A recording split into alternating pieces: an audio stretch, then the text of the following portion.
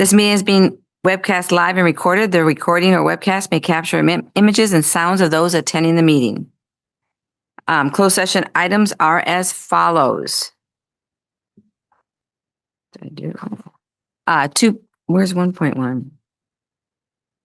2.1 recommended expulsions, 2.2 recommended reinstatements, 2.3 public employee assignment, reassignment, appointment, 2.4 public employee discipline, dismissal, release complaints, 2.5 conference with labor negotiator, 2.6 conference with legal counsel, existing litigation, 2.7 conference with real property negotiators, 2.8 anticipated litigation, 2.9 employee evaluation.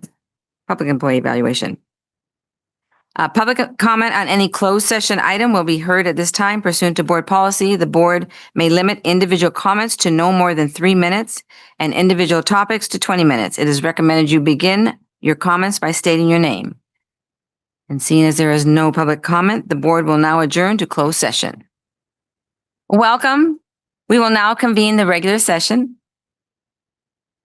Introduce Alondra Moran will serve as the Spanish interpreter for this meeting. Meeting attendees who would like to listen to the Spanish interpretation of the proceedings, please pick up headphones from the table located in the back of the room. This announcement will now be shared in Spanish.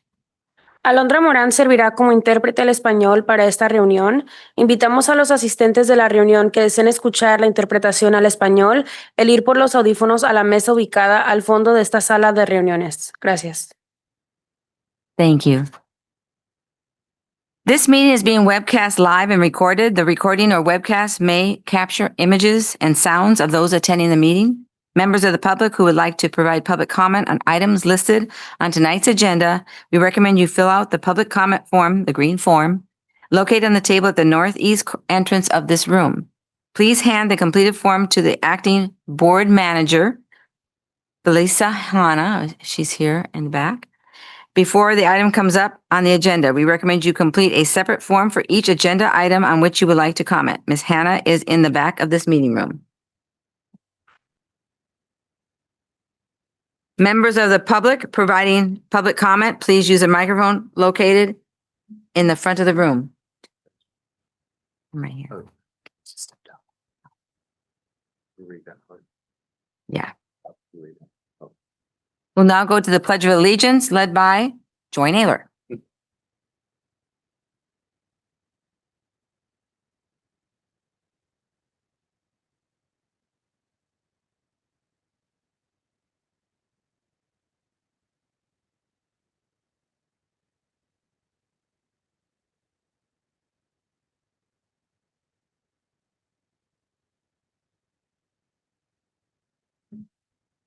During closed session, the board completed the superintendent's evaluation with an overall rating of exceeds expectations consistent with the superintendent's contract. This rating meets the standard for a satisfactory employment evaluation. And at the July 22nd meeting, the board will bring forward a new contract for the superintendent. Also in closed session, on a motion by board member Kenneth DeYoung and a second by board member Randy Villegas, the board agreed unanimously to appoint Taylor George to the position of Director of Special Education.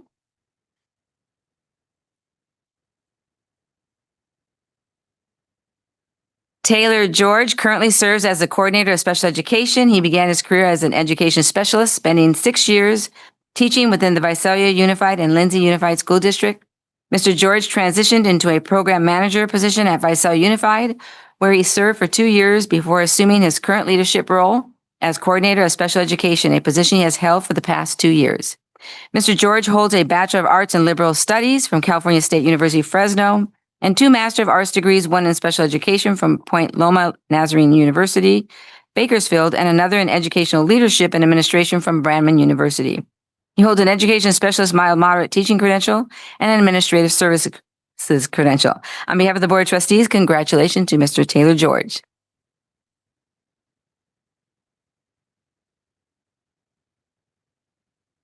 Also in closed session, that's it.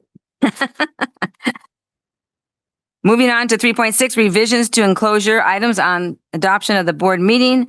There are revised item enclosures number 5.1, 7.14, 7.15, 7.25, 11.5, and 11.7. Do I have a motion to adopt the board meeting agenda? So I'll move.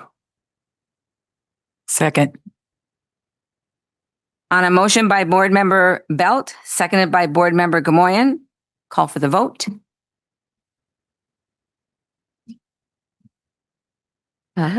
Motion carries 6-0 with one abstention or one absent.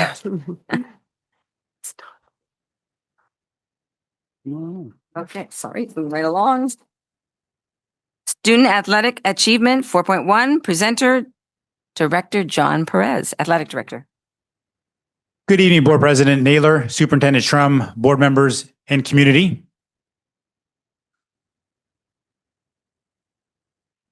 Tonight, I have the honor of introducing Visalia Unified's outstanding spring sports teams and individual student athletes. We extend our sincere thanks to the parents and supporters who have stood by them every step of the way. Your continued support has been instrumental, not only in their athletic success, but in shaping them into remarkable individuals they are today. So again, thank you. First, from El Diamante, and as I state your name, please step forward. Jaden Castillo, diving. EYL League and CIF Central Section champion. He finished 14th at the state meet, 3-time league and section champion over the past 4 years, and he currently holds the school record at 515 points for a single dive meet. And with him tonight is Athletic Director Dr. Wadamura. Brooklyn Bahawanan, track and field. CIF Central Section Division II champion, runner-up at the Masters in the 300 low hurdles, qualifying her for the CIF State Championships. She is the school record holder in the 400 meter, 300 low hurdles, the 4x100, the 4x4, and the 4x8. Head coaches are Kim Tucker and Dr. Wadamura is here. From Golden West, Mateo Sanchez Chavez, diving.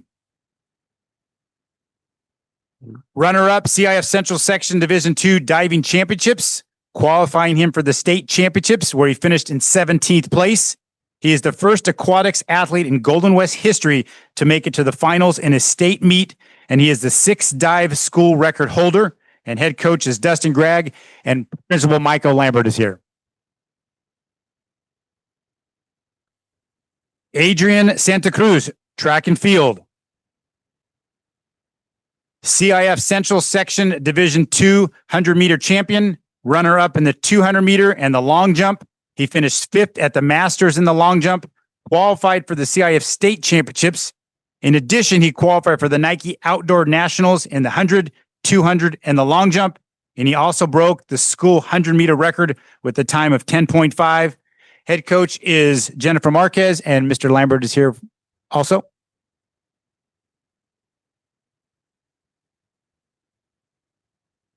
Head coach for Mateo is Dustin Gregg. Sorry about that. From Mount Whitney, Tanner Lopez, boys swimming. Finished 4th place in the 100-yard free, the 7th place in the 50 free at the CIF Central Section Division I Championships, qualifying for the CIF State Championships held at Clovis West. He was also the EYL champion in the 50 and the 100 free, and he is the school record holder in both events. Head coach is Stephen Chapman, athletic director Luke Vidak.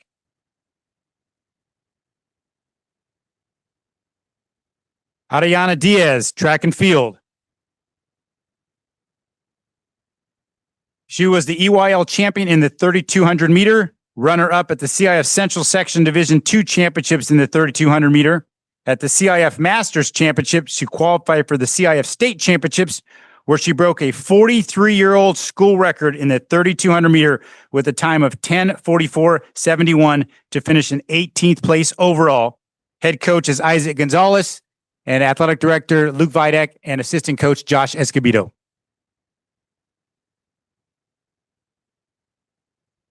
And finally, from Redwood, Wyatt Ruby, track and field. EYL champion in the 110 hurdles, second place overall at Masters, runner up at the CIF Central Section Division 1 championships in the 110 hurdles, finished sixth place in the 110 meter hurdle at the CIF State Championships, and he qualified for the Nike Outdoor Nationals.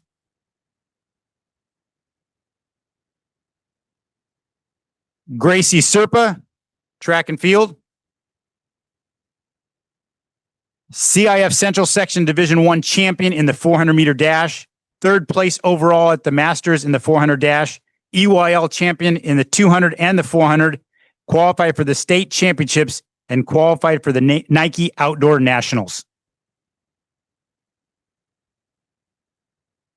Jasmine Stewart, track and field. CIF Central Section Masters champion in the long jump and triple jump. CIF champion in the long jump and triple jump.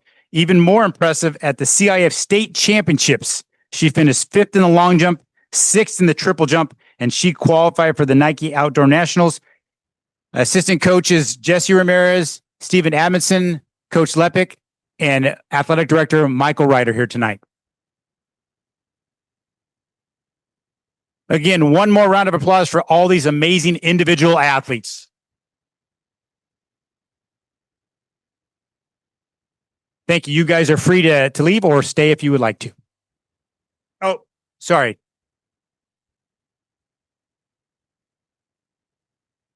May have to pack it in a little bit for her.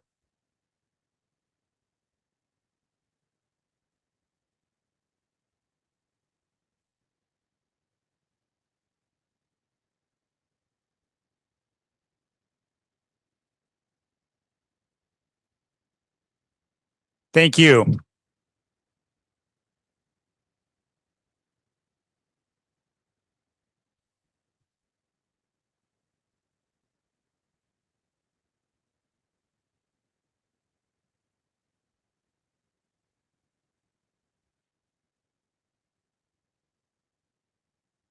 Next, we have the Redwood Boys Swim Team. You can give them a round of applause. The Rangers captured the Division II CIF Central Section Championships for the 24-25 season, held at Mission Oak on May 9th and 10th. In an outstanding display of talent and teamwork, the boys team left no doubt as to who ruled the pool, finishing more than 125 points ahead of runner-up Atascadero. Their dominant performance solidified the Rangers' place at the top of the section. Again, congratulations.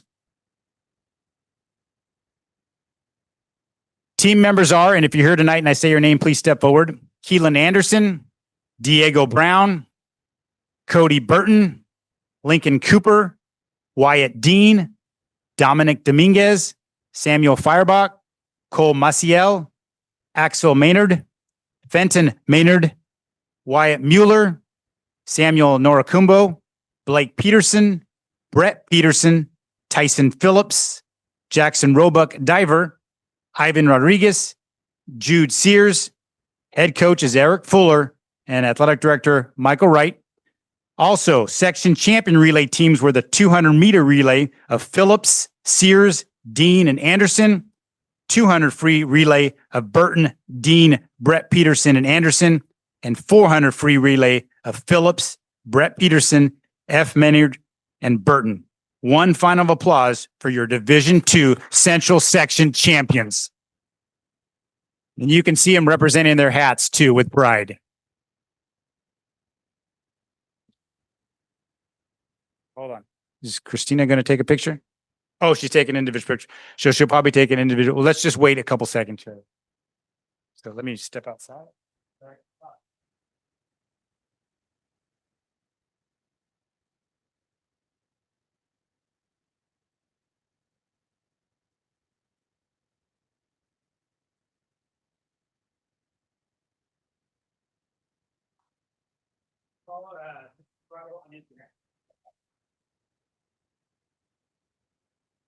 So again, thank you, gentlemen.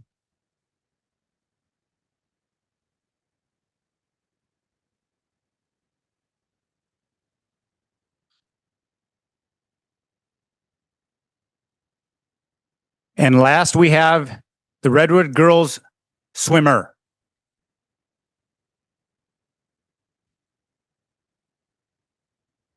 Some of the girls are coaching. So the girls delivered a strong performance at the 24-25 Division II CIF Central Section Championships held at Mission Oak on May 9th and 10th. Pushing the competition to the wire, the Rangers finished as runner-ups, falling less than 15 points behind eventual champions Atascadero. The grit, determination, and team spirit made for a close finish. And I definitely want to recognize Emily Dean, who is a part of that team tonight, and head coach Sophie Terry, and athletic director Michael Wright.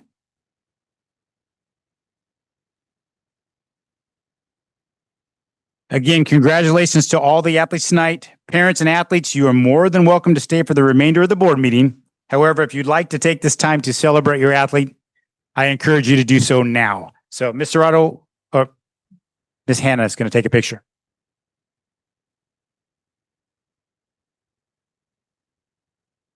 Again, thank you, board, and thank you, community.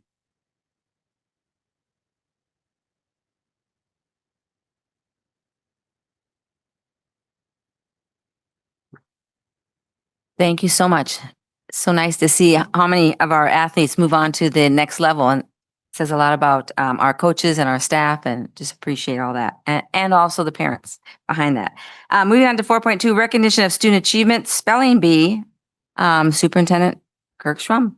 Well, thank you, Madam President. And speaking of the next level, excited to bring back an individual who is no stranger to our Board of Education, and that is Sarvanya Kadam on his spelling journey. And Sarvanya, if you don't mind standing up, we're going to make you stand in the awkward spot here in front of everybody and give him a big round of applause. Now, Sarvanya's spelling journey began in third grade, inspired by a visit to the county spelling bee with his father, who also serves as his coach. Both his parents are here tonight, along with Chris Meyer, assistant superintendent from Tulare County. And so we welcome him, who has supported this journey as well. Now, back in the olden days of elementary school, he placed second in his school spelling bee. The following year, he finished fifth at the county level, and then it just went from there. From 6th through 8th grade, he qualified for the National Spelling Bee, placing 23rd in his first year, 60th in his second, and now achieving a remarkable second place in this final year of eligibility. That is out of the nation. And so please join me in congratulating him for his remarkable journey.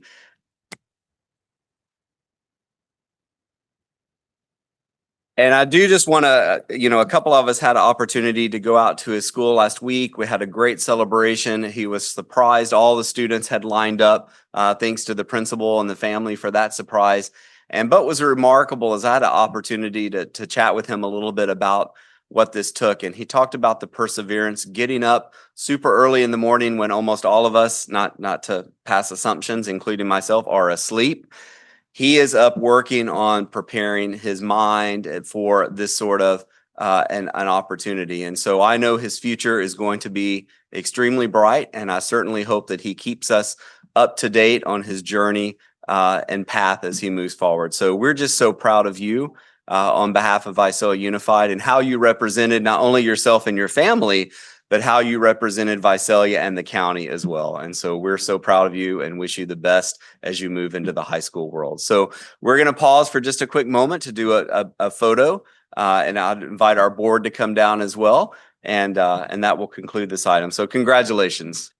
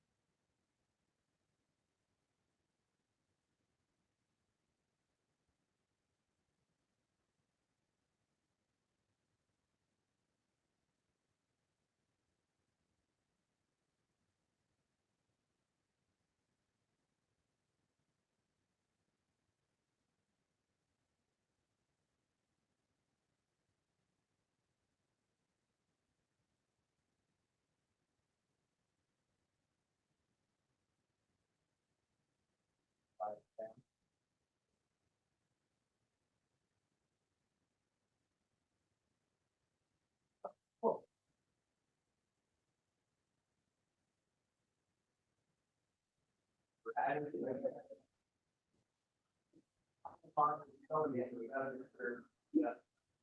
supported in Washington. Yeah. Try and make it.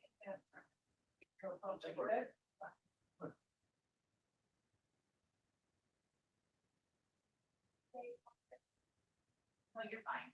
It's about right there. Now that's perfect. Okay. Right.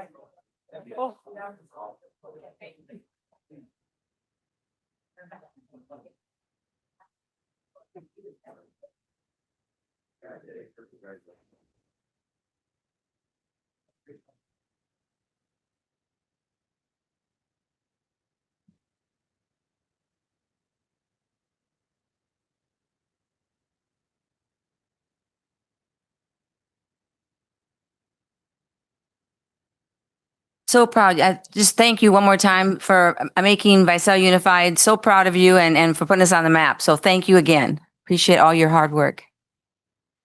Moving right along to item 5, focus on student learning, spotlight on good things happening in the district. Presenter is going to be Superintendent Kirk Schrum. Thank you, Madam President, members of the board. This is our final spotlight for this current school year. We'll pick this in student entertainment, of course, back up in the fall. So looking forward to a little bit of a summer opportunity for many of our staff and our schools and our students in particular. And so obviously we have to begin with the end in mind, which was our graduations. And so over the course of several days last week, the weather mostly cooperated and we had some phenomenal graduations for all of our high schools and our students. And you'll see in these images just some pictures of things that occurred from graduates walking their elementary school campuses, performances showcasing VAPA. We had staff and student competitions to let out steam across all of our schools, did so many things, dress up opportunities for the end of the year. Thank you to our educators and our district teams for putting students first and learning. And you'll see here again, some of our graduations and the pictures of some of our sites as the students were getting ready and some additional as well. So for about a week and a half, this is where almost all of us have been. And so much work and preparation goes into this, not only from our facilities team to set up everything. So I want to give them a shout out, but also to our principals. And really, at the end of the day, it's the student and the family, right, for continuing that journey, making sure they put school first, making sure they came to school to get them to this. And this is just the beginning. I know we celebrate graduation, but our expectation and our strategic plan is aligned to make sure that our students pursue post-secondary opportunities, whether it's in the workforce, the military, technical school, a 4-year or a 2-year institution. We want every one of our students to graduate college and career ready. And we see that as we see these kids over these past few days. Moving on to student success, last month, KSEE 24 celebrated students profiled on the Your Character Matters program. This year, 8 students were highlighted through the media for their character. Congratulations to these students and teachers who nominated them. And of course, we recognize them throughout the year as they were nominated. We've talked a lot about the neighborhood church, excited to see the community center taking root literally over the course of the summer. But another event that this community partnership holds is each year they honor seniors who have been part of their program for their acceptance into college and the university. This year, 11 high school seniors from their launch program were recognized. Students meet with a mentor who helped them through the application process, writing resumes, interviews to make sure they're prepared. This program now has a total of 45 students, and 20 of them serve as volunteer interns at Houston Elementary and Green Acres Middle School. So they're already giving back. We're proud of this partnership, and it shows why building community engagement is so important. Our students continue to shine. We received news that our ag team that Addison Tyler from Golden West High School was elected to serve on the Tulare Kings sectional officer team as vice president. She'll serve FFA students in the 5 U.S. VUSD Ag Program, CVC, Hanford, Lemoore, Corcoran, and Avenal. Probably Avenal. Oh, okay. All right. Speaking of spelling bee, I should have had him still in here. Congratulations to Addison on this incredible responsibility. We can't wait to see what comes out of our ag teams next year. And again, speaking of our students giving back, we're incredibly excited to receive news that from SciCon that Golden West was selected to receive the Friends of SciCon Award of Merit. For the past 2 years, Golden West has provided over 45 student volunteers for the annual barbecue and wildflower festival. These students have contributed significantly to this beloved community event. In addition, Audrey Cousin from Redwood was awarded the Ray Burbank Leaf Scholarship Award. She receives this award for being an exemplary cabin counselor and displaying outstanding values and making a lasting impact on visiting students. Her name will be added to the plaque displayed in the lodge. Congratulations to all of these students. At TCOE's Pursuing Victory with Honor program dinner, 4 student athletes were awarded $500 scholarships for their academic achievements and character on and off the field. I'm proud that 3 of those 4 were from Visalia Unified Seniors, and we had a staff member named the PVWH Athletic Director of the Year, Dr. Kimberly Wadamura, and I think she's still here. Please stand and be recognized. Congratulations. And it's because of our athletic programs in our schools and athletic directors like him that our students are able to prosper. Congratulations to all of these individuals. Continuing with our civic community partnerships, we want to congratulate Isabella Flores from El Diamante High School, who emerged as the winner of the multiple District 4 California State Lions Club Student Speaker Contest. She not only won the $10,000 state scholarship, but earned a coveted spot to ride on the Lions Club float in the Rose Parade. Altogether, Isabella has won an incredible $21,500 in scholarships from the Lions Club, spanning club, zone, district, and now state level. She wins this after speaking on the topic, artificial intelligence, friend or foe? A lot of us are wondering. No. We'll have to read that. Congratulations, Isabella. I don't think she's here tonight, but we wish her the best. Over $400,000 were awarded to students during the annual scholarship night. Thank you to our community donors, PTA, our educational foundation, local organizations who helped make this event possible. Several of our board members also had the opportunity to participate in those events. We had an Educator of the Week. We're proud to recognize Isabel Perez from Mount Whitney Elementary.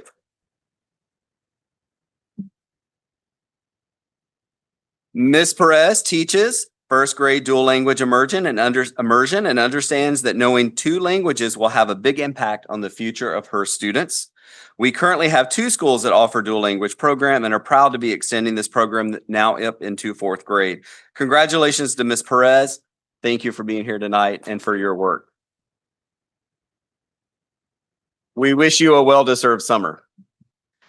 Spotlight on our sites, our elementary wiffle ball tournament just took place. The USD hosted its inaugural program at Royal Field. All 27 elementary schools participated. Each team guaranteed had 2 games.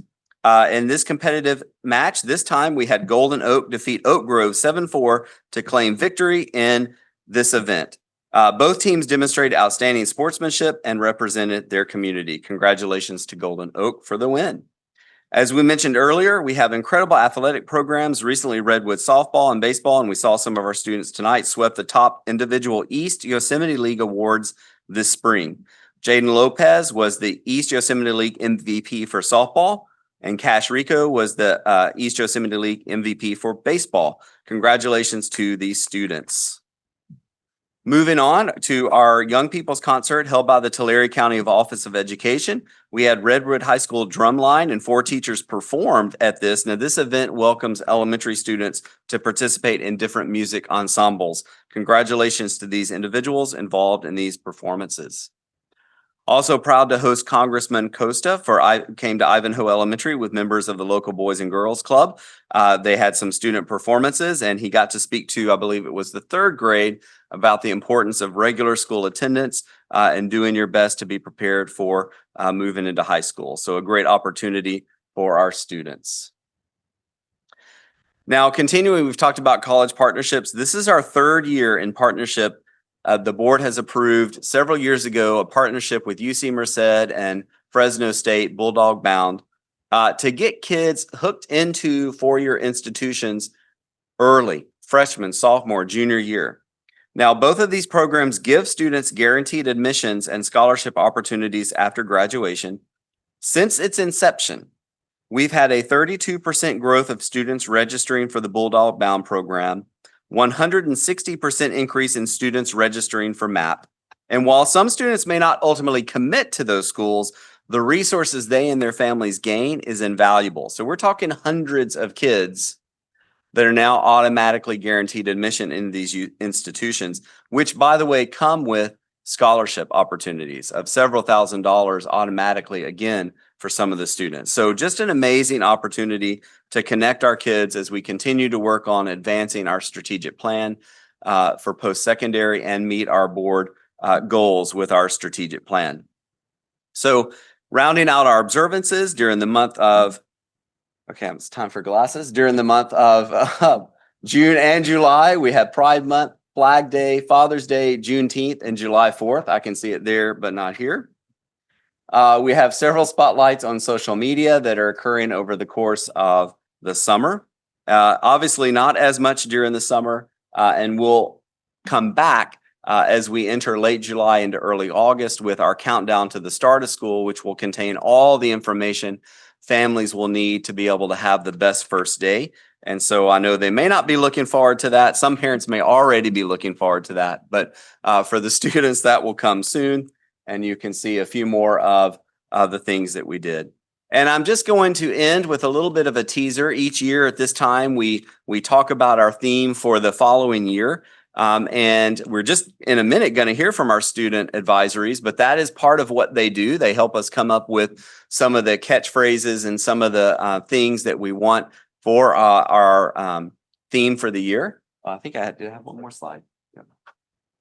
Got the suspense building and cut me off there. So we'll get that back up, but we're proud that this next year is going to be the 60th year of being a unified district. And so we're going to use that as part of the anchor for our theme. And there it goes.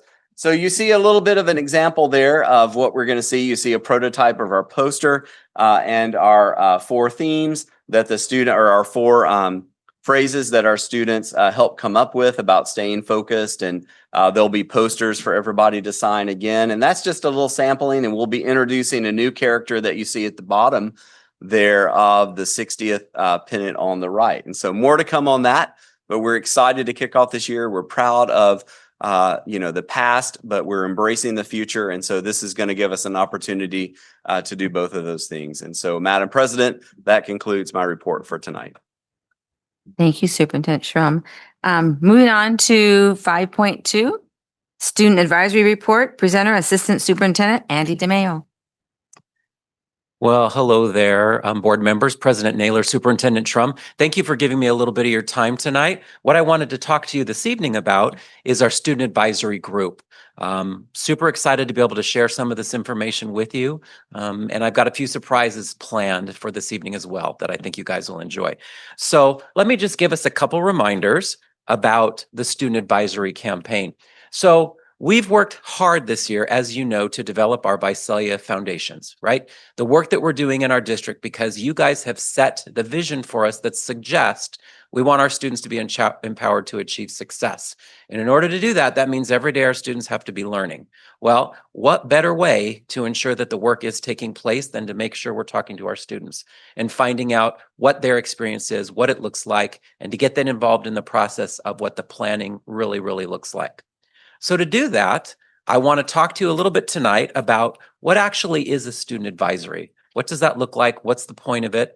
I wanted to explain a little bit about why student voice is important, why we value it as a district office, and why the school board has valued it, what we hope to accomplish this year, and most excitedly, what we have coming for the future. So let's talk a little bit about what they are. So student advisories, as you know, are something that we felt was imperative for us to kind of allow us to see how are things going? What are the things we're working on as a school district? So the makeup of them was very intentional.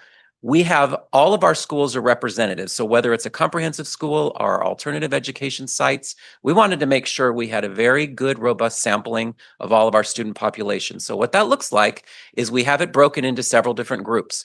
So my elementary groups have met 6 times this year. Sometimes we're in person, sometimes we're on virtual. We have 4 at least members from every one of our schools. Again, each school decided which students they were going to select from a wide range of their student population. So we wanted to make sure we had that really broad experience. At our middle school level, we have 10 students from each of our middle schools. Again, they joined us both in person and virtually. And then finally, our high school group, you guys may have heard the term USAV, United Students Advisory. In fact, you've established school board policy that talks about that group. That group is a little bit more robust. We meet every month in person. And that group is the one we're really, really charged with helping us create the policies and the procedures and the programs for our school district. Together, these 2 systems that we're working with create our TK through 12 Student Advisory Council that Mr. Schrum oversees. So why is student voice important? Now, obviously, we know that student opinion matters, but what's more important is their opinion is what does their life experience look like? What does it look like on our school sites? What are they feeling? What are they seeing? What are they touching? What are they getting to go through each day? It's imperative that we know what that is so we know how to create our policies. Tonight, I've asked a member of that student policy group, our student advisory group, to come, and because I wanted him to talk to you a little bit about what he's experienced. So I'm going to invite up one of my friends tonight, and this is a familiar face. He's helped us out in the past. Last year, you may recall that wonderful event we did at the Fox Theater. You might remember him from there. So help me recognize my friend Afnan Hashmi, recent graduate from Golden West High School.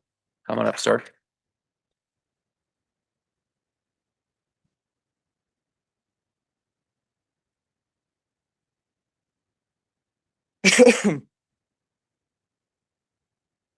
Good evening, board members.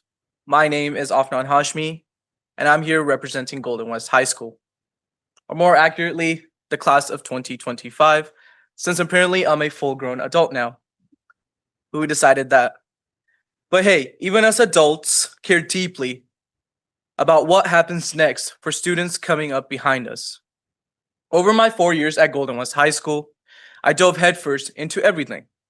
I founded the STEAM Club, served as the FBLA president and the Science Olympiad president, competed in Science Olympiad, managed the clothing closet for Excel, was a part of the Business Finance Academy, served as the community relations officer and as the ASB club commissioner, and I even wrestled and played football.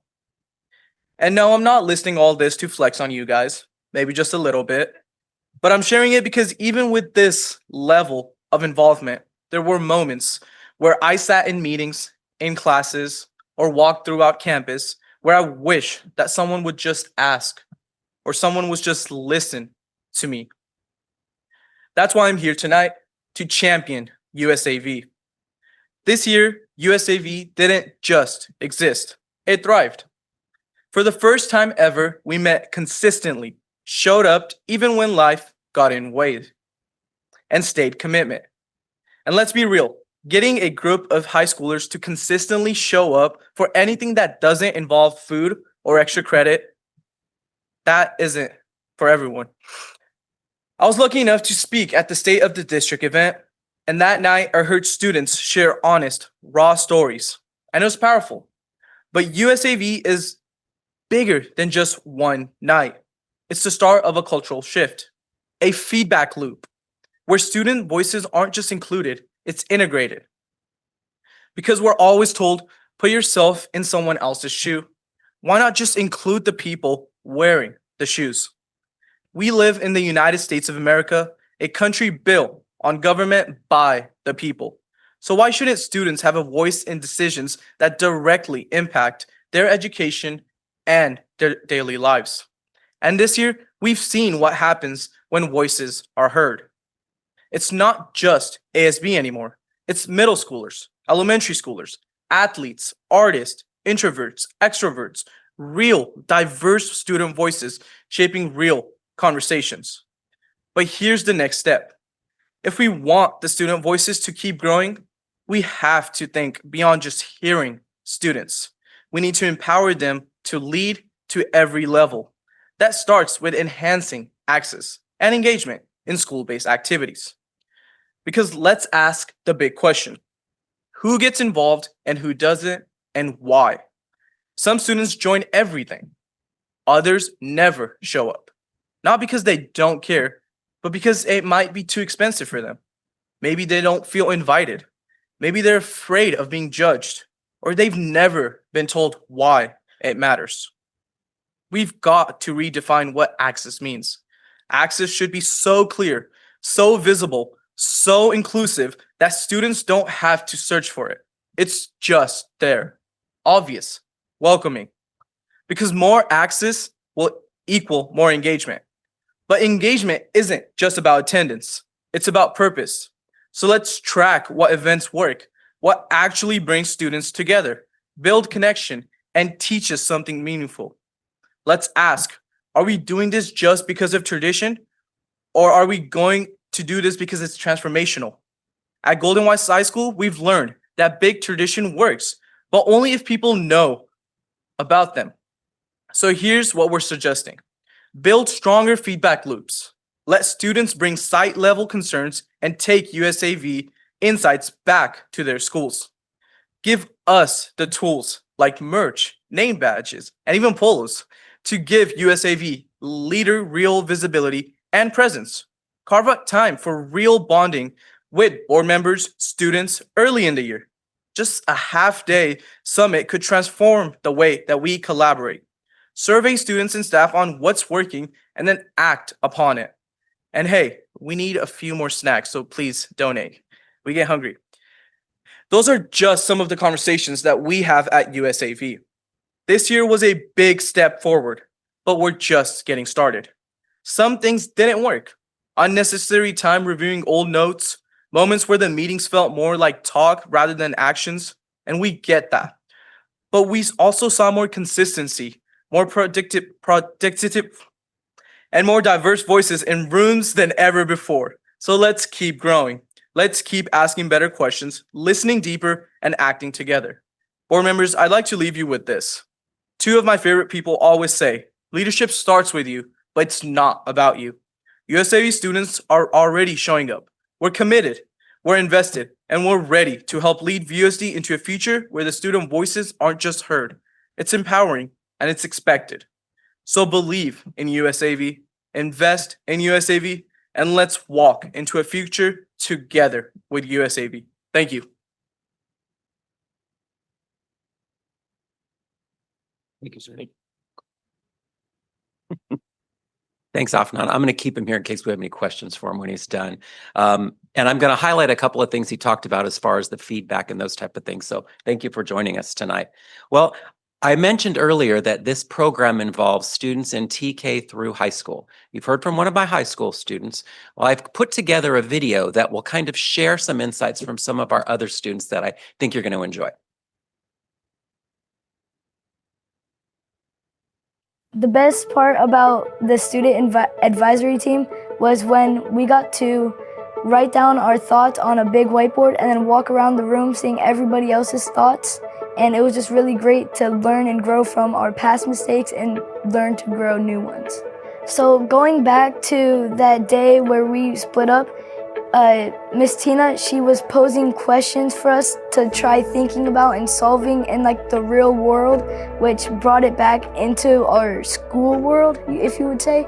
And so we'd work in groups and share our thoughts with new people every time, which was really great, not just from the teachers or the principal's point of view, but from the student's point of view. USAV for me at my school has been very influential because we got the chance to really connect as an officer team, including with the reps and the executive board, as in the president, vice president, and the treasurer and secretary. It was a really good chance for us to all really get an understanding of what the district level conversations usually surround. And especially at our school, we come up with ideas in a way to remix it to make it our own. We usually like to inform the students, and I find it as my goal to inform students of what happens around it or in our district, which is something I really hold dear and it is a value of mine. It was awesome to be part of this group and make sure that my voice was heard along with my peers. One thing that we can improve on is getting the information back to our school to have future generations look back on it and realize that those students can feel like they have a voice and they can be able to say what they want to say. Some advice that I have for the future participants of the student advisory meetings and the student advisory groups is don't be afraid to speak up and don't be afraid to use your voice to get your opinions and your thoughts heard and be able to share your ideas with each other and let other people express their ideas too, not just you. The meetings that I attended were really collaborative. I was paired up with students from other districts and we talked through different topics that the district wanted us to address, such as the cell phone policy, making students more actively engaged in schools, making sure they feel accomplished. Every school, I think, has different needs, same with the students. So we were all able to come together as one to serve the district and to make sure that these different voices are heard, views on those topics are heard, and it was just a really great time.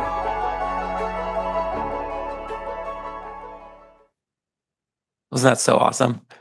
It was such a great time working with those students throughout the year. Again, what I'm hoping that you noticed in that was just the diversity that was very intentional on our part. We serve almost 30,000 students. Every child is unique. We wanted to make sure when we had these conversations, we've got that wide range of personalities, differences, different needs, so that we make sure we're really coming up with what our students are seeing and hearing.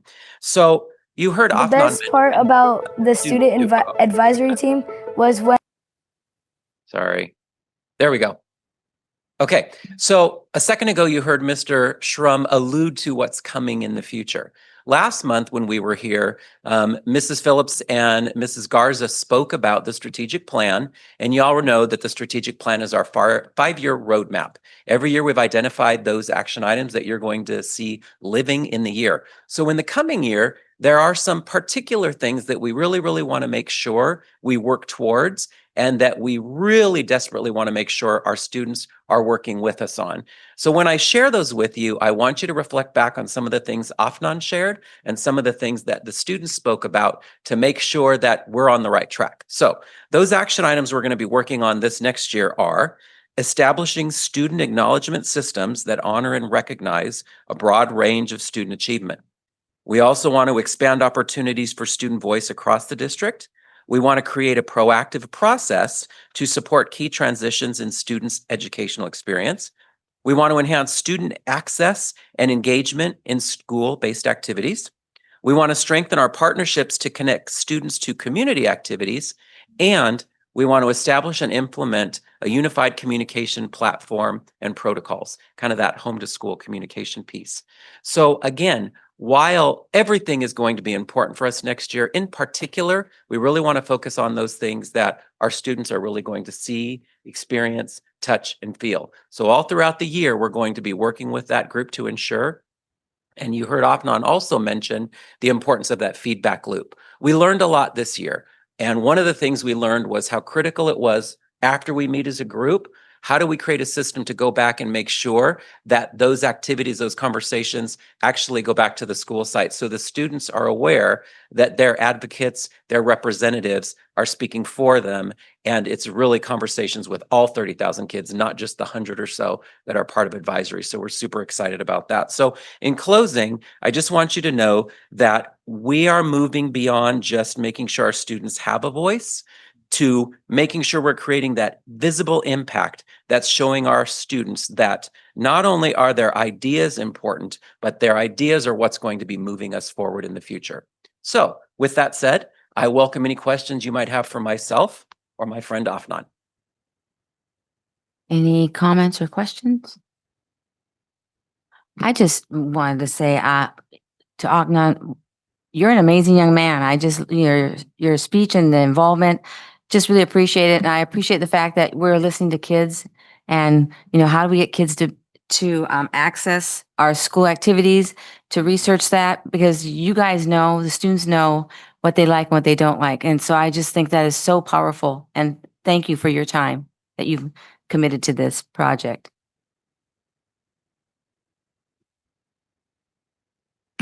Okay, thank you very much. Thank you. Moving on to item 6, general public comment. General public comment on any topic not on the agenda may be heard at this time. If you have public comment on an item listed on tonight's agenda, there will be an opportunity for you to share your comments at the time the item comes up for discussion by the board. Pursuant to board policy, the board will limit individual comments for general public comment to no more than 3 minutes and individual topics to no more than 20 minutes. To comply with the Brown Act, California's open public meeting law, board discussion is limited to items on the agenda. Therefore, when receiving public comment for items not on the agenda, the board's role is limited to receiving such comments, and the board may not engage in dialogue with the public. The board thanks the public for its participation in public comment and understanding of the board's responsibilities. It is recommended you begin your comments by stating your name. And I do have a couple. Alicia Cortez.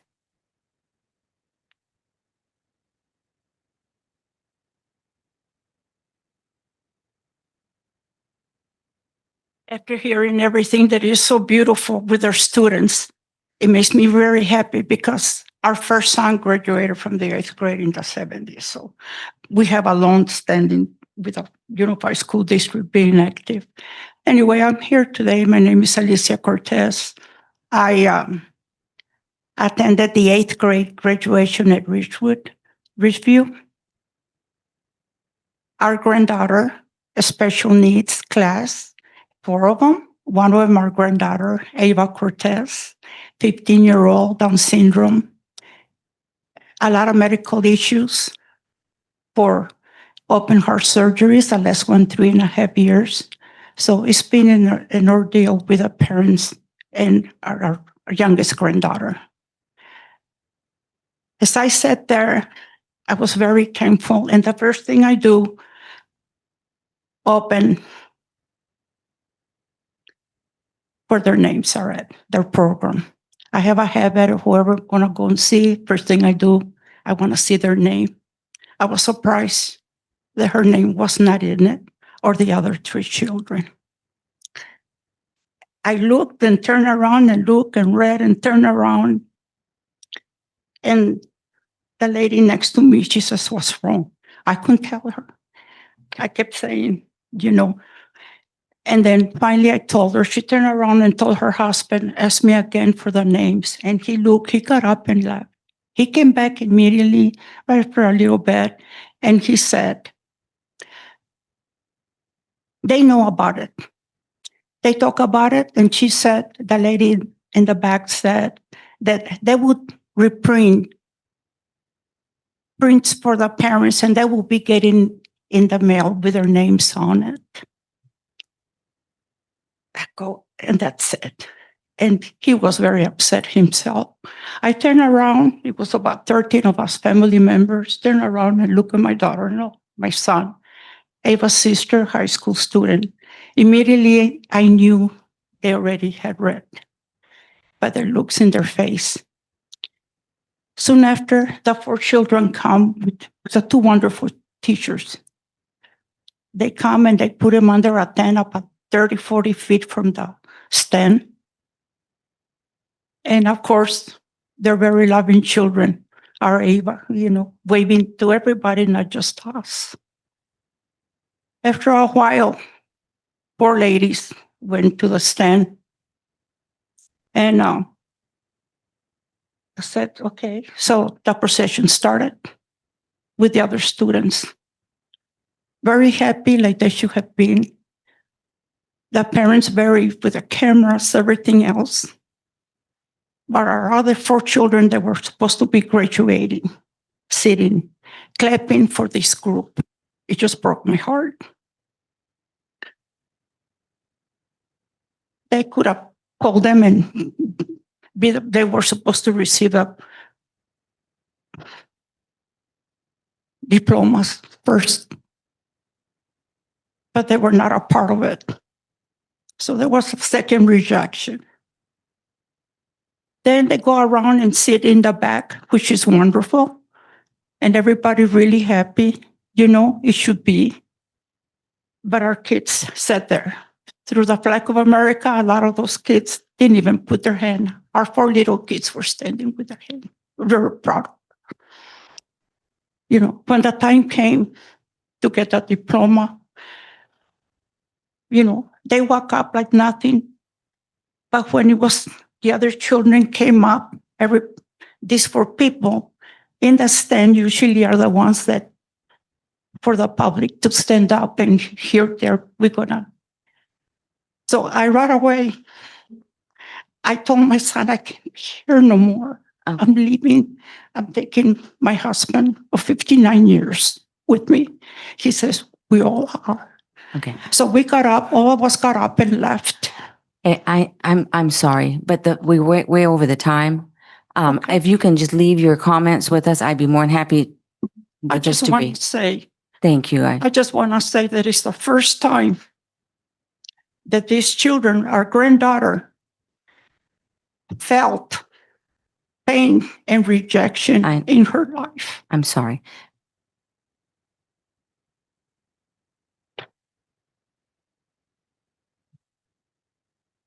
Next, Stephanie Cortez. I appreciate that. Thank you. I'm going to try to keep it to 3. My name is Stephanie Cortez. I'm the parent of Ava Cortez, who is a TCOE student with Down syndrome. She was just promoted from Ridgeview this last Friday. I have several grievances about how the promotion was conducted. First of all, like my mother-in-law said, the names of all of the children of the TCOE were not on the program. When we asked why, they said because they don't have Power School charts, which we get where the list was originated from. Mrs. Hernandez was my daughter's teacher. She said she emailed the vice principal, the principal, and the secretary of all the names of the kids that were promoting. And this was because the year before she had an issue, same issue, and she didn't want history to repeat itself. TCOE students are still VUSD students, but they are not treated as such. I don't know if you are aware of that, but this is a general theme. No one in the audience was aware that the ceremony had even started. We're all sitting there and all of a sudden we see Mrs. Hernandez with the 4 kids going in front of the stage. They walk to their pop-up, they sit down, and then the 3 ladies, the principal, PTA, and translator stand up, which prompts us audience to stand up. And then the typical kids come on stage and do their walk. I look over and my sweet little Ava is just smiling and clapping for the other students and giving them acknowledgement with a happy heart, which she never received. It was very disheartening. I called Ridgeview Friday I left a message with the secretary. I asked someone to call me back. 3 days later, Mrs. Joyner calls me today, actually 4 days later. So Monday after work, I went to the school and I spoke with Mrs. Tarango. I told her that I was unhappy about the names not being there, but that was not the biggest thing. The biggest thing is our children were not recognized. They did not stand up, and we were not. A phone call wasn't given to us to say, "Hey, I'm sorry. We acknowledge that we made an error. This is how we're going to rectify it." It was nothing, and Mrs. Tarango was great. She apologized. Mrs. Joyner called me today, kind of made some excuses. She said, "I didn't have your number." I said, "We're very resilient. If you want to find something these days, it's not that hard." She did apologize. Basically, all in all kids with special needs, they try their hardest, they do their best to the best of their ability. And then when they're not acknowledged for their efforts, it's hurtful and heartbreaking, not just for the child, but for the parents and the family. It's not about the stupid missing names on the program. It's about being disregarded and segregated. And this has got to change. Thank you. Thank you. Next up, Chelsea Chavez Gonzalez.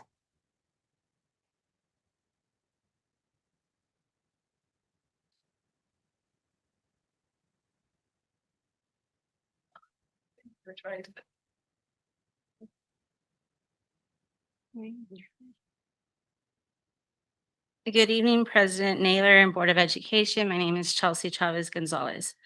I come before you today wearing several hats. First, as a proud community member born and raised in Visalia. Second, as a graduate of Redwood High School, class of 2001. And finally, as a current president of CACA Chapter 83 and dedicated employee with nearly 15 years of service to VUSD. I am a product of VUSD. A few months ago, I addressed this board during our initial Sunshine proposal for negotiations. At that time, I expressed hope and commitment towards building a positive and collaborative process. Tonight, I return to express my gratitude for the partnership we've cultivated. Specifically, I want to thank the Board of Education members who responded when I reached out with a very clarifying question, one that any stakeholder, community member, or union representative has the right to ask of their duly elected officials. Your openness meant a great deal to me. I also want to extend my deepest appreciation to Dr. Judy Burgess and Director Eric Kerr. Over the past several months, their professionalism, communication, and mutual respect have helped to foster a meaningful and productive working relationship between VUSD and CSK. While we know that labor and management will always face challenges, the respectful tone of our recent efforts has played a key role in our success. That said, I feel a responsibility to speak up. It must be stated for the record, a district leader recently claimed that my clarifying question to the board constituted a violation of labor law, calling it illegal. That is simply not true. Asking questions of elected officials is not a violation of law. It is a cornerstone of public engagement and transparent governance. I say this not to create conflict, but to stand firm in the values of open dialogue and respectful collaboration. I want to make it clear to this individual, to you, my board, to my members, to our community, that one person's mischaracterization will not undo that which VUSD and CSEA have worked hard to build over the past 5 months. We've done a lot in 5 months. Given the current climate, where the issues of benefits and salaries directly impact those of us working behind the scenes to support students every day, these conversations matter. Our voices deserve to be heard and respected. And looking ahead to the next school year, I remain hopeful and committed. I trust that VUSD and CSCA will continue to move forward in the spirit of cooperation, mutual respect, and shared purpose. Thank you for your time and continued partnership. Thank you.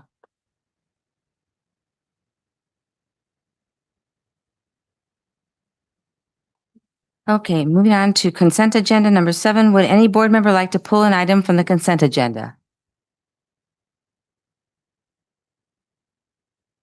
With that, may I have a motion to approve the consent agenda? I'll motion to approve. I'll second. Motion by Board Member Gaby, seconded by Board Member Villegas. Call for the vote. Motion passes 7-0.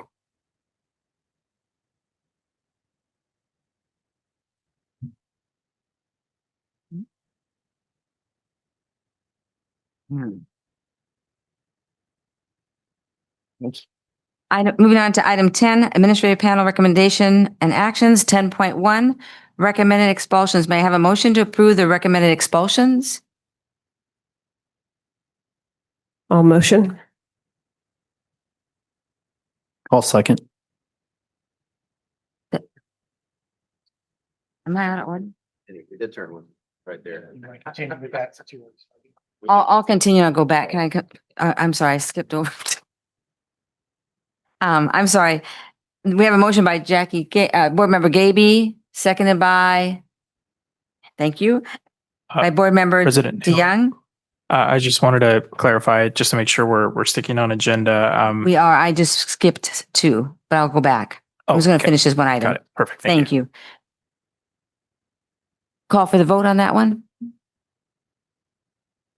Motion passes 7-0. Okay, we're going to go back. I turned too many pages. I'm sorry. We're going to go back to item number 8, board member reports, and we'll start with Board Member Villegas. Thank you, President Naylor. Just wanted to say, congratulations to all our graduates, our class of 2025. Congratulations to all our staff, our faculty, everybody who worked so hard to make sure graduation was a smooth success. I'm very proud to see so many students going off to do amazing things, whether they're off to join the military, a four-year university, community college, or enter the workforce right away. Really excited to see them have the tools and resources needed to be successful. Also wanted to highlight, unfortunately, a lot of what's been happening in Los Angeles and throughout the state with many immigration rates throughout the country. So I just wanted to reiterate our board policy, especially if we have students, getting ready to prepare for summer school, wanting to ensure that they feel safe within our schools, to know that we're not sharing any data or unnecessary information with agencies, to ensure that no ICE agent is allowed to enter into our school without a signed and dated warrant by a judge, and just reaffirming our commitment to serve all students regardless of status, and also making sure that we're doing everything we can to provide information to our families about resources in the community with respect to immigration services. So I wanted to highlight that to make sure that all students are welcome, our families are welcome at all of our events on campus, to make sure that our campuses continue to be a safe and inclusive space for all students. Thank you. Board Member Gamoyen.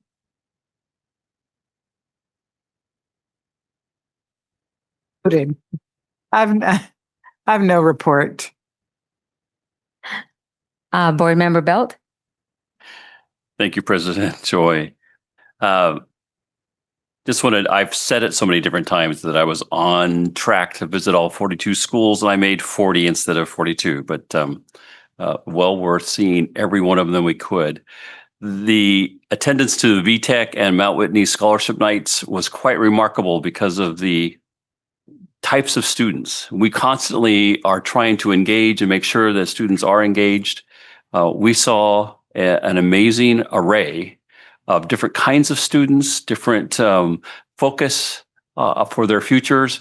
But if we add it all together, I believe it was close to $500,000 of scholarships were presented to graduating students of Visalia Unified, which is absolutely remarkable. The neighborhood degree program, if you've not seen that, to see 20 students, 22 actually, I think, receive a laptop after completing a mentoring program.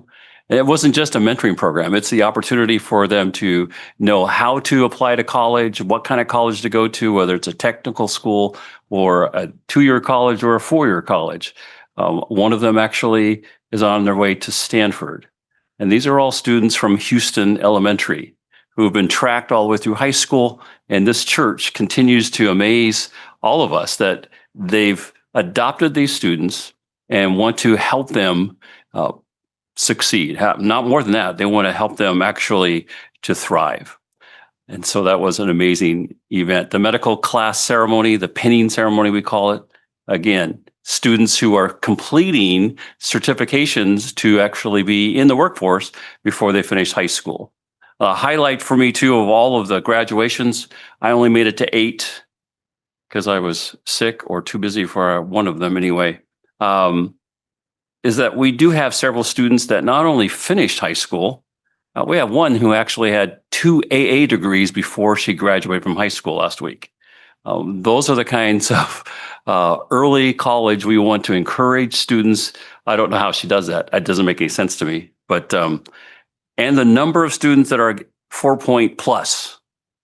Again, that was a goal for all of us sitting in this room, is just to have it close to 4.0 as possible. But yeah, 4.5 and 4.6 because of their weighted GPAs.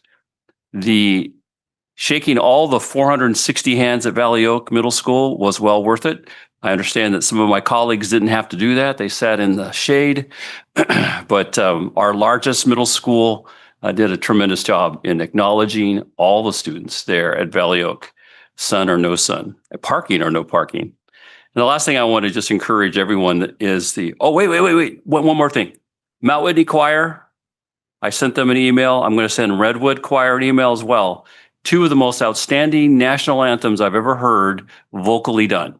They were not only intonation wise, but also blended and balanced. And so I let them know that we're seeing our music programs really develop in a very, very healthy way. But I want to encourage, there's not too many left in the room, but all of our teachers and staff, I wish you a restorative summer vacation. Thank you for all your work. Board Member DeYoung. Thank you, President Naylor. I have to ditto on the choir performances, definitely. What a great school year this was. For all you watching online, y'all did it. Give yourself a pat on the back. If you're an admin, principal, teacher, really way to go. We could not have done it without you, and you are very much appreciated, truly. I wanted to sum up this last school year by saying thank you to all the great student VAPA performances, like the choir, especially the ones that I was able to attend. I'm looking forward to next year, and so are my kiddos.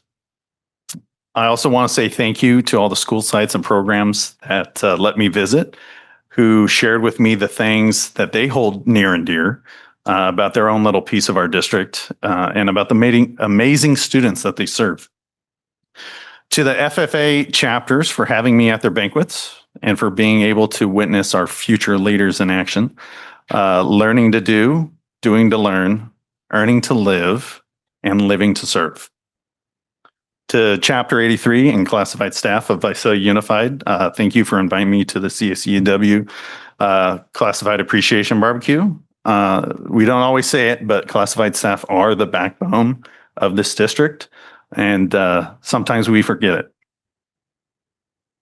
All the high five Fridays and kiddos with big smiles on their faces coming to school, and sometimes frowns too.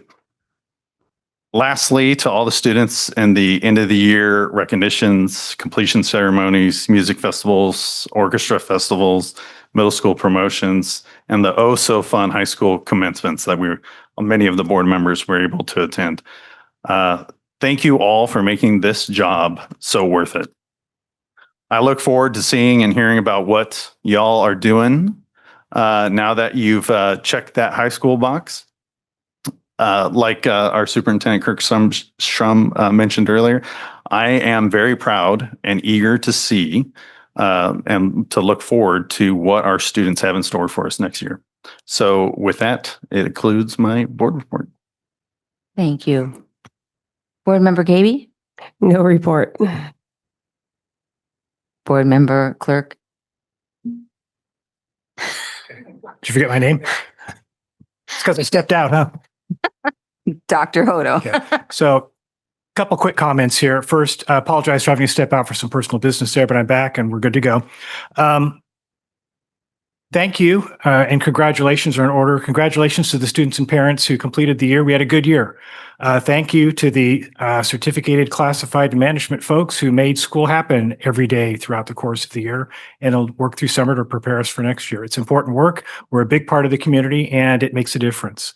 I got a chance to end the school year on two really great notes. First, as Mr. Belt said, the ceremonies at the end of the year, the commencements and the promotions. I had a chance to attend 10 of those, and they are a highlight of the year. Seeing the kids cross the line, whether it's to promote to the next grade or to graduate from high school, is something that's truly special. Each one of those kids packs many, many years of school experiences, interactions with adults, and brings much promise to the world. And we're excited about that when we see it, and it represents really the end result of the work that we do. And then on a similar note, I attended an orchestra event at the end there, and I saw the sixth grade orchestra, which was great. It's amazing how quickly those kids come along to produce music that's really wonderful. Also, the middle school kids, this was the best of the middle school orchestra, and they were fantastic. But the most inspiring thing was the high school, I think it was the intermediate group. It wasn't the top end group because they were later that night. The quality of the music that they produced was phenomenal. We have kids at every level that perform as well as the best kids anywhere in the state or around, but we got lots of them. Two things make us special. Number one, we have kids that perform, and number two, we have mass. We have large numbers of kids that produce a very distinctive sound, whether it's orchestra, vocal, whatever. So it's something we can be proud of. I know we invest in it heavily, but it's for that reason, because kids, when brought together, can produce something that brings value to themselves and certainly value to the community. So thanks to the district for providing those two opportunities for me to finish out a great school year. Done.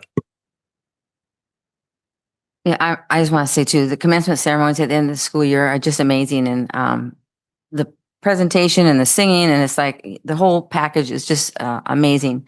I do want to give a shout out to Mount Whitney's choir. I did attend the choir spring show, which was Disney theme, which was really nice. They did an excellent job. It's just, it's always amazing to see our kids performing, and it's like, wow, it feels like it's the real thing up there, the professional. And so, just have some really, really talented, students. So anyway, that's my report. Thank you.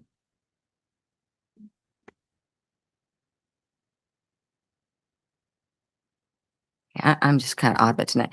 Superintendent's report. Thank you. Thank you, Madam President. Also, again, we've concluded another exceptional school year. Thank you to this board for your evaluation and feedback. I certainly take that to heart and appreciate the continued employment as well.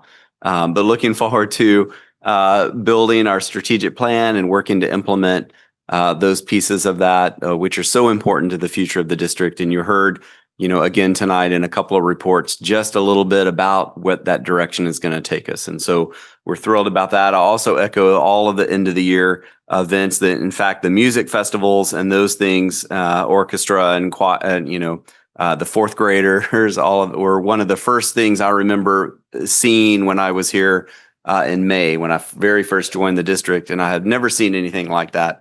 And it speaks to the investment this board and community has, not just in VAPA programming, but sports and clubs and everything else. And again, is a big part of our strategic plan. So looking forward to the rest of our presentations tonight. A lot of work to set us up for success next year. And then we know that our staff will be taking some well-deserved time this summer as well, and as our teachers, and our summer programming is already underway. So it never really stops in a school system. And so a lot of our summer work projects and our maintenance and facilities teams kick into high gear. And so we appreciate the work that they're going to do to get us ready for the best first day ever, which will be just around the corner. But before that, we'll take a little bit of time to recharge and refresh and be ready to come back to start the next school year. So that concludes my report. Thank you. Thank you, Superintendent Schrum. Okay, so I'm going to go back because obviously I skipped a page. And so we're going to go back and just redo everything so that we're on course with our agenda here. So let's go back to 10.1, recommended expulsions. May I have a motion to approve the recommended expulsions? President Naylor, those are recommended reinstatements, 10.1. Usually they're in the other.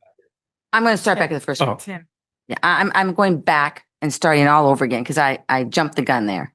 So the first one is recommended expulsions. on my agenda, it says 10.1 is recommended reinstatements. That's why I just want to flag. I'm sorry, yours is, Sorry, I didn't want to throw anything off. I just want to make sure. what are you talking? You're reading off the president notes, and the president notes do say recommended expulsions first. So I'm glad you said that. Thank you. So we're going to go with 10.1, recommended reinstatements. Okay, so may I have a motion to approve the recommended reinstatements? I'll make a motion. I'll Okay. second. Okay, on a motion by Board Member Villegas, second by Board Member Gaby, call for the vote. Motion passes 7-0. I see what you're saying. Okay, so moving on to 10.2, recommended expulsions. May I have a motion to approve the recommended expulsions? So moved. Second. There you go. Okay, hang on, I just gotta make some notes here. On a motion by Board Member Odo, second by Board Member Gamoyen, call for the vote. Waiting on me. Motion passes 7-0. Okay, moving right along. Item 11, general agenda. I just want to make sure I'm matched here. Whoops. We have 11.1, public hearing, request for special education summer school. I will now open the public hearing to allow for public comment on this item. Thank you, President Naylor. Superintendent Shrum, board members, I just wanted to give you a quick reminder about what we're here for tonight. You may recall back in January, we first came to you asking for this waiver for our special education services over the summer. This is an annual thing that we always do. And simply what it is, as you know, some of our students in special education who receive that level of support require summer school to make sure that they don't have learning loss before the next year starts. We want to continue doing that. However, in Visalia, our summer school program is 4 days instead of 5. So the waiver just asks the state to allow us to provide the same amount of time just in 4 days as opposed to 5. So we asked for the waiver in January. You were gracious enough to approve it. Since then, the state has asked for some additional evidence to support that we worked with our community to ensure they were comfortable with the ask. Meaning, did we talk to our families? Did we talk to our labor partners? And we did so. So today's ask is just asking you to reapprove, and we will also be including the evidence that we included the community and our teachers union as part of that. So if you would so do, I would entertain the idea of an approval tonight for this. Any comment or questions? And Mr. DeMayo, it looks like it's for 2 years. Is that what? It is, we have to renew it each year, but Yeah. it's a 2-year program, yes. Okay. Okay, any others? I'm going to now close the public hearing and reconvene the regular session. So may I have a motion to approve the request for special education summer school waiver? I'll make a motion. And I'll second it. On a motion by Board Member Gaby, seconded by Board Member Belt. Do I call for the vote? Motion passes 7-0. Thank you. 11.2, local indicators and performance levels. Presenter is the Administrator of Business Services, Mr. Jim Sullivan. It's a new fancy. Good evening, Board President Naylor. My name is Jim Sullivan. I'm the Administrator of Business Services. I'm here to share with you first our local indicators. And this really goes into our foundations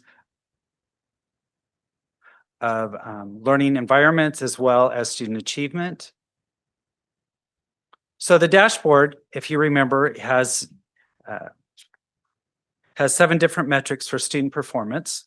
And then it has 5 other metrics the state uses to evaluate the effectiveness of our programs. But unlike the first, chronic absenteeism, the academics, as well as college and career, those are all measured by the state assessments and by different score reports through CalPADS. These are self-assessed. The last 5 are self-assessed, and are either listed as standards met or not met. Remember that to achieve standards met, we must show we are working to address each area and not whether each area is fully completed. So I'm going to share briefly which each one of those areas are. The first standard is we met basic services. And this is the number of teachers. We evaluated number of teachers out of field, internships, and ineffective. Now, ineffective teachers the state has several different ways of measuring evaluating teachers' performances. And this one is just basically is if they have internships, short-term staff permits, and variable team waivers is what the state is considering ineffective. It also talks about through how our facilities are addressed through our FIT report. The next one is academic standards, how we're implementing academic standards. And the scale goes from exploration and research phase all the way to full implementation. And again, this was made by our curriculum department. And you can tell we're in full implementation except for beginning standard development with history and social studies, because again, they're waiting to adopt the new standards. These are the standards for English learners, or ELD, science again in history. CTE, health, education, and visual performing arts. And then we also evaluate our staff development in these areas as well. And you can see We met all those standards. The parent engagement goes again from exploration all the way to full implementation and sustainability. It's about developing capacity so that we have a way of working with our staff and our staff has a way of working with our parents. So we provide professional development for those. Again, it's about professional development, providing opportunities for parents to have two-way communication. We seek input for decision-making. We use Mr. Shrum's reports. We seek our DAC reports, our DLAC, all of those different committees that we use for decision-making, as well as School Site Council and ELAC. School climate, we administer the report and you will be receiving those later on in the school year, the results from that. Broad course of study, again, it's about evaluations. And when we evaluated, we've noticed that students with IEPs, English learners, and students who failed courses have a less likely chance of having a broad course of study.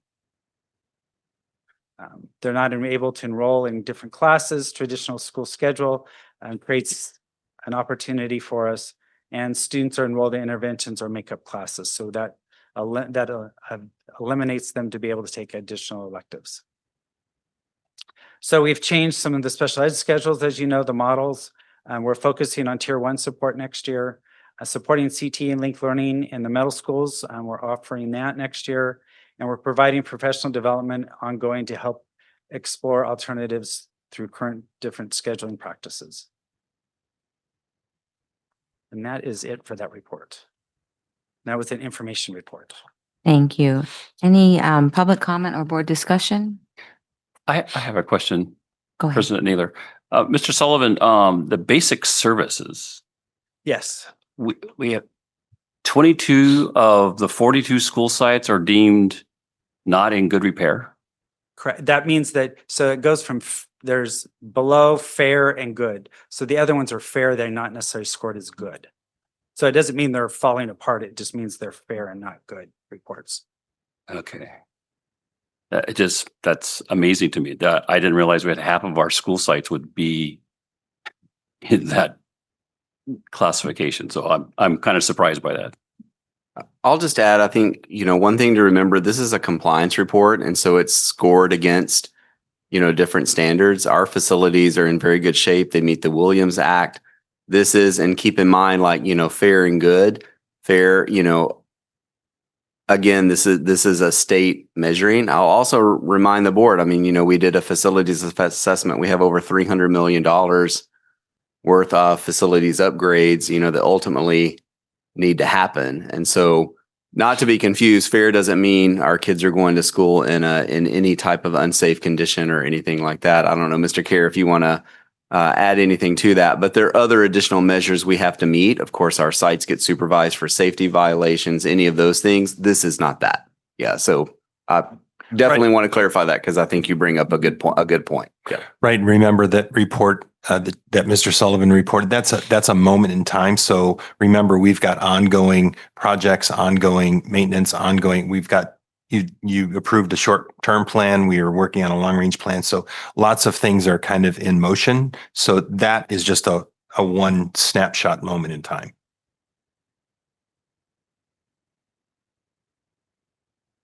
Any other comments? Just a reminder, this is an informational item only and no actions required at this time. Thank you, Mr. Sullivan. Appreciate it. Moving on to 11.3, public hearing and first read on 2025-2026 Local Control Accountability Plan, the LCAP review. Again, I will now open the public hearing to allow for the public comment on this item. The presenter is Mr. Jim Sullivan. So the Local Control Accountability Plan addresses all three of our core beliefs and also addresses commitment for student learning.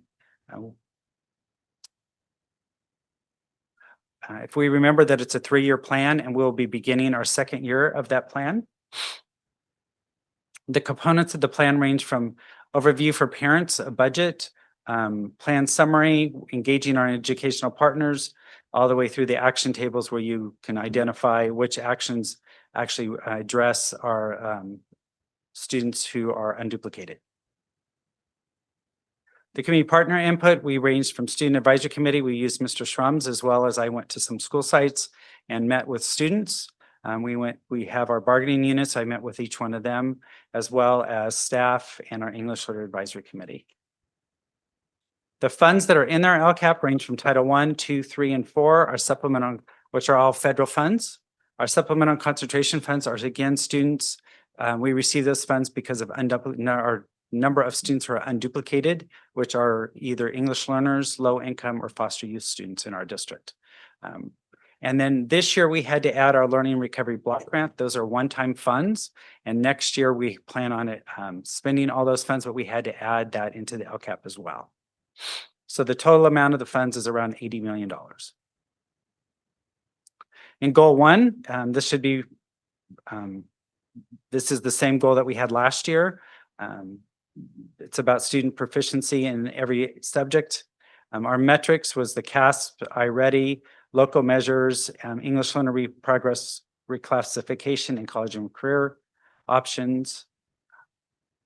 And in those, we pay for CTE classes, we pay for intervention teachers at each site we pay for, and we pay for the assessment team and different programs in there. Goal 2 is about the environment.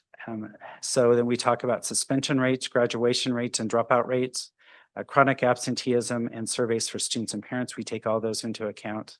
In there, we pay for social workers, school counselors, behavior intervention technicians, kindergarten paras.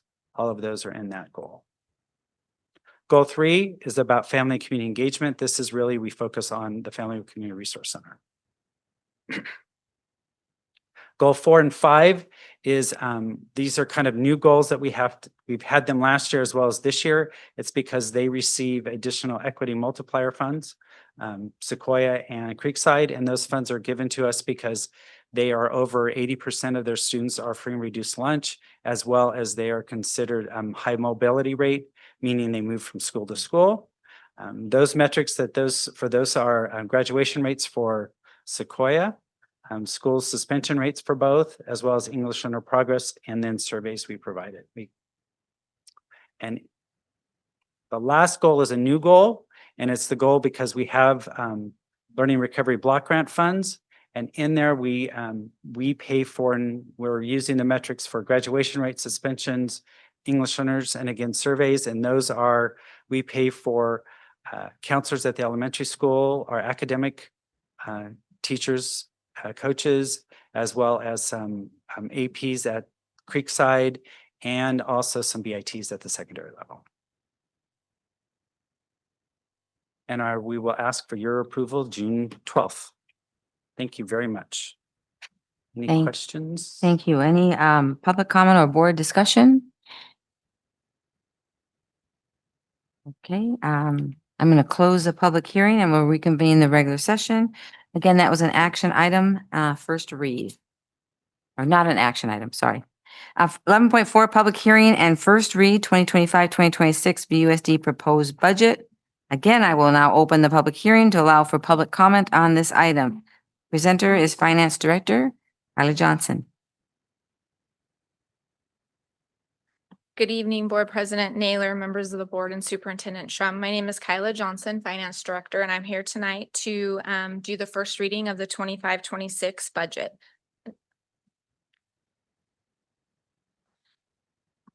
Our budget is the tool that the board has to ensure we are meeting our core beliefs and commitments. This budget provides us with the resources that allow us to ensure that all students can achieve at high levels and demonstrate continuous growth. The board's role in that is approving our budget and what sets the conditions for student learning in our district, and also aligns our budget to our strategic plan. Tonight, we're going to go through our budget process and timeline, some of the assumptions that were made to put together the budget. We'll do an overall review of the general fund, go through our multi-year projections, and then touch on our other restricted funds, and then go over reserves, and then discuss next steps. So our budget process and timeline, we are always in the cycle of either developing a budget or closing out a year. Currently, right now, we are at the item number 7, which is our LCAP and budget adoption. We started this process back in the fall in October of 2024. And then we will officially close this year out, 25-26, in January of 2027 when we bring our audit report to the board. Some of the assumptions that we used to build this budget for 25-26, we have our cost of living adjustment or a COLA of 2.3%. There are lots of state budget proposals that are out there right now. We do not have those in this budget, and we will not do that until the governor signs the budget. Our ADA does show a very slight decrease from 24-25. Our pensions are stable. We did see a very slight increase in our CalPERS retirement. And then also our step and column costs are included in this budget. We also do have our one-time funds for the Learning Recovery Emergency Block Grant. That is in here as we are still spending down that fund balance. And then we also have our contributions to special ed and routine restricted maintenance, which is a required 3% reserve. We do have a pause on some additional contributions for our textbooks and facilities. And the reason that we have those on pause right now is because some of the one-time monies we received for instructional materials and also the money for Measure A for facilities. Those other sources have allowed us to maintain supporting those priorities. Our general fund overall budget, this is our revenues. As you can see, our LCFS sources make up the majority of the revenue we receive. Our total revenue is $498 million, a little over that. This budget actually represents a more normalized budget for us, which was what we saw pre-pandemic. We do not have any one-time funds budgeted in our revenues for this year, and there are no major differences in our overall revenue. We also have our district reserve in this budget of 9.84%, which is under our board policy of 15%. This next slide shows the breakdown of our general fund revenues. As I had mentioned, LCFF sources makes up the majority of that, which is about 78% of our budget. Federal is 5%. Our other state revenue is 12%, and those include things such as our Expanding Learning Opportunities Program, our CTE programs, Prop 28, lottery funds. And then our other local revenue represents 5%, and that's comprised of local grants, interest earnings, and our SELPA revenue.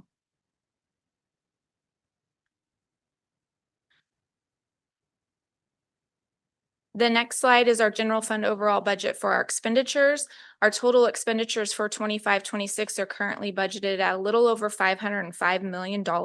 We do have more expenditures in our budget than we do revenue, and that goes back to us using fund balance to balance with the last of our learning recovery block grant funds. And again, this is working on bringing our budget back into line with our historical budget, which was pre-pandemic. Also want to point out, as you know, we are in the people business. Our salary and benefits total just under 86% of our total budget. And then these expenditures here represent where we are right now. As I mentioned before, it does include our step and column costs, but it does not include the settlement agreements that we have brought to the board tonight. We are required by education code to bring back a revised budget no later than 45 days after our governor signs the annual budget act. This is a routine budget practice that we do in August, which is called the 45-day revise. So in August, or 45 days after the governor signs the budget, we will be bringing back that budget that has the state enacted budget and then also our negotiated salary agreements. And then this represents the amount in each category. So as I mentioned, just under 86% goes to our salaries and benefits. Books and supplies is about 4%. Services is 9%. And then our capital outlay and other transfers is 1%.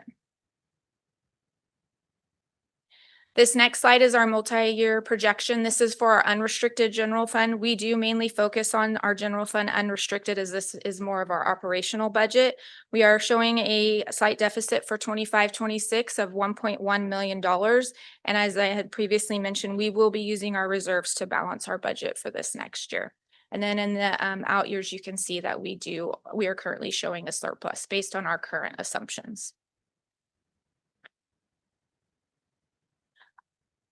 This is our multi-year projection for our restricted general fund. This is where we have our learning recovery block grant funds, and we're utilizing those funds for this year. And then we will begin phasing out those remaining salaries and benefits through our LCAP development process this next year, regular attrition and retirements. And by saying that, that doesn't mean that we're going to have these positions go away, but it's more about prioritizing services to students with the funding that we have, and it may be requiring us to move some of those funding sources. So it could be moved over to general fund unrestricted, but we are working on bringing that budget back to be balanced. This next slide is our other restricted funds. All of our funds right now are fiscally solvent, and they are able to maintain a positive ending fund balance. The total revenues for those funds is $115.6 million, and our total expenditures is $110.3. This next slide is our excess of minimum reserves. Each year we are required to present our minimum reserve requirement and our ending fund balance. Our ending fund balance for 25-26 is $46.77 million, with our minimum reserve being 3%, which equates to about $15.2 million. So right now we have about $31.5 million that is considered in excess of that reserve. And the reason that we have that is because our board policy is 15%, which is above the state cap, but that is our goal, to be within line with the board policy. Next steps. At the state level, we're hoping that the legislature adopts the budget by June 15th, and then the governor will sign by the end of the month. That has to be done in order for them to receive pay in June. And then we are conducting the public hearing tonight, and then we will be coming back on Thursday for the second read and the budget adoption on June 12th.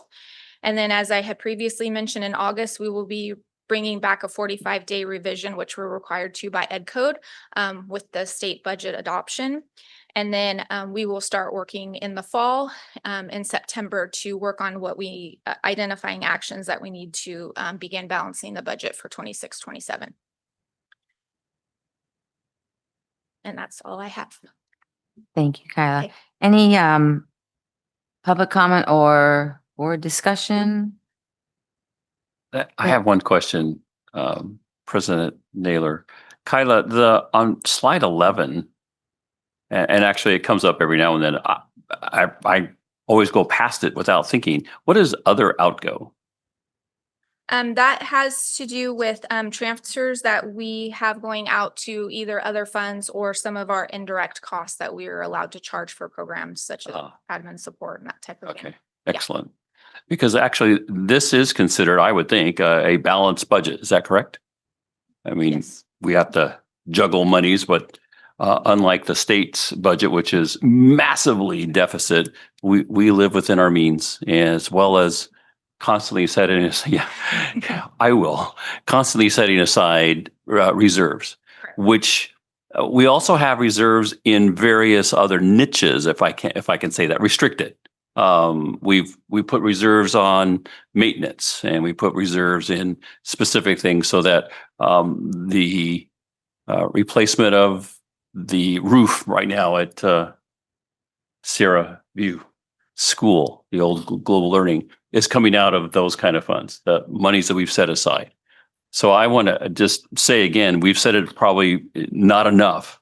The fiscal accountability at Visalia Unified is pretty tremendous, that we have literally lived within our budget through this whole crazy season of the last 4 years of learning recovery and all this massive monies. And you saw these numbers go crazy, and they go, I appreciate you keep saying this is back to more reasonable of what we live with.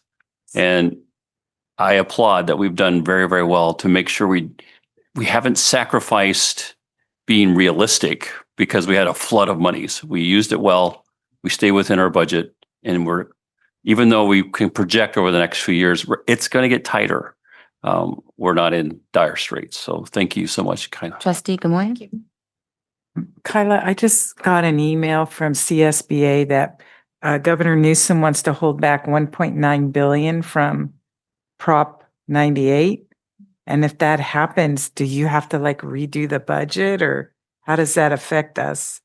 We won't do anything until he officially signs the budget. Okay. So once he signs the budget, then we'll have guidance on where we go and what we Okay. need to adjust. And that will happen as part of that 45-day revise. Yeah, okay. Yeah. It's all proposals. And so until something is official, we don't act on that. Trustee Odo? Yeah, just a real quick capstone comment to follow on what Board Member Belt just said. So the school district has long had good fiscal processes and procedures. We've never been in trouble in memory.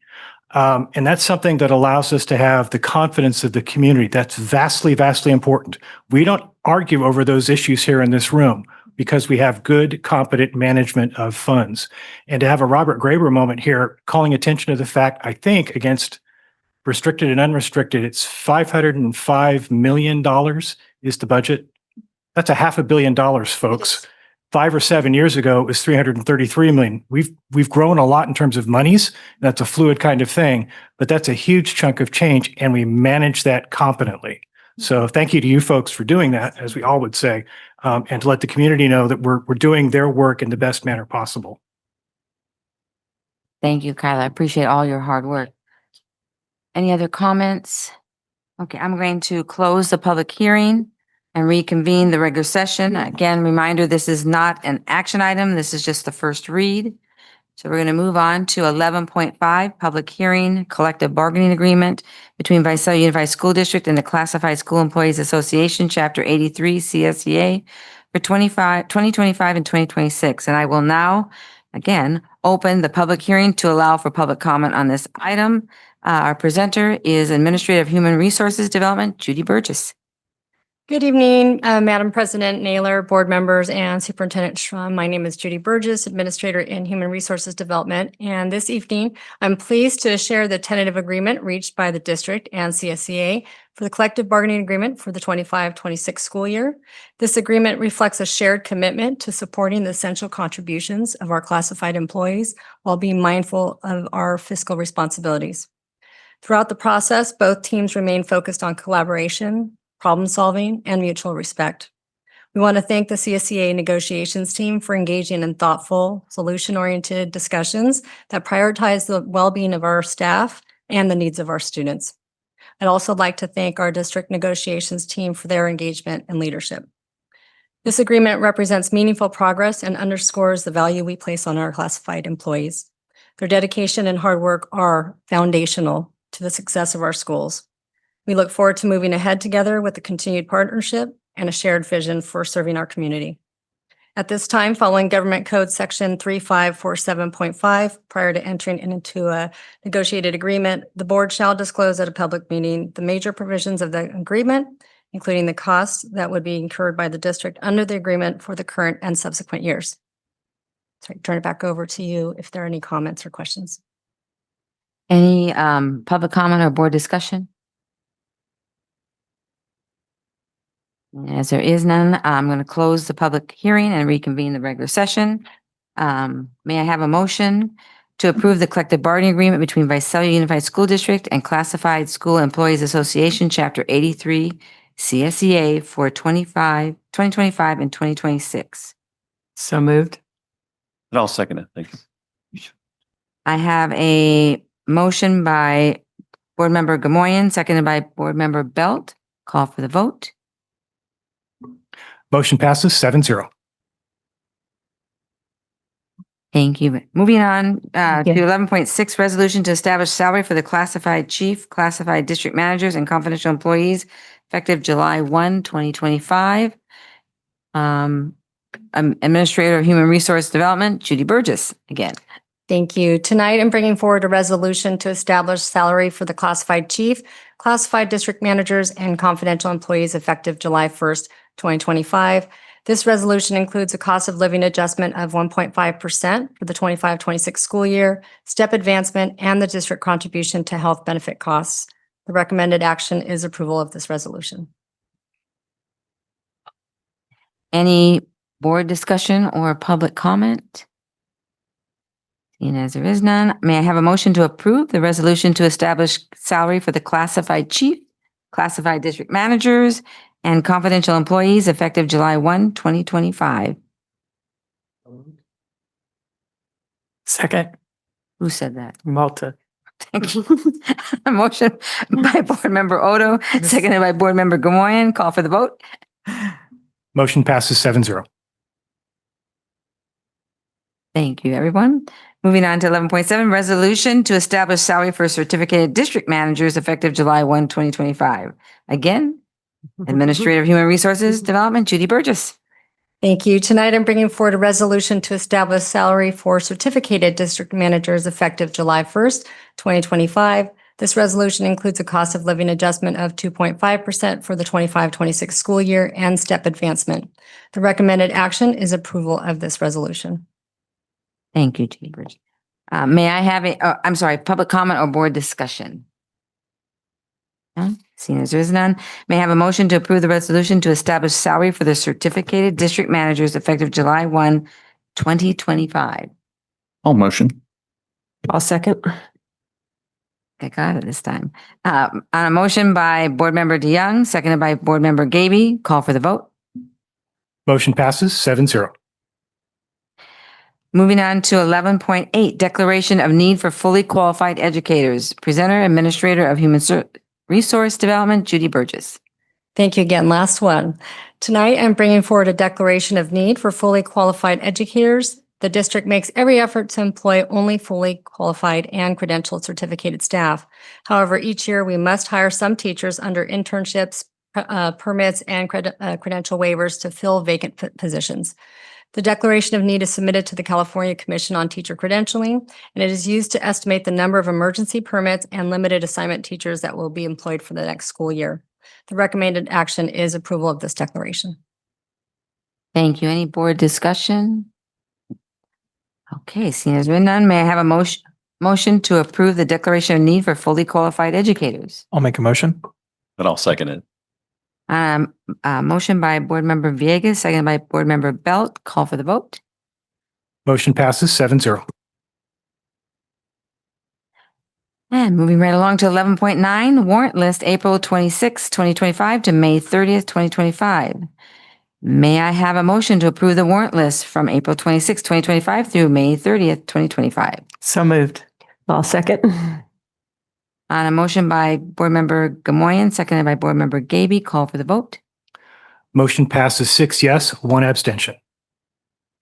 And with that, I adjourn this meeting. Thank you, everyone.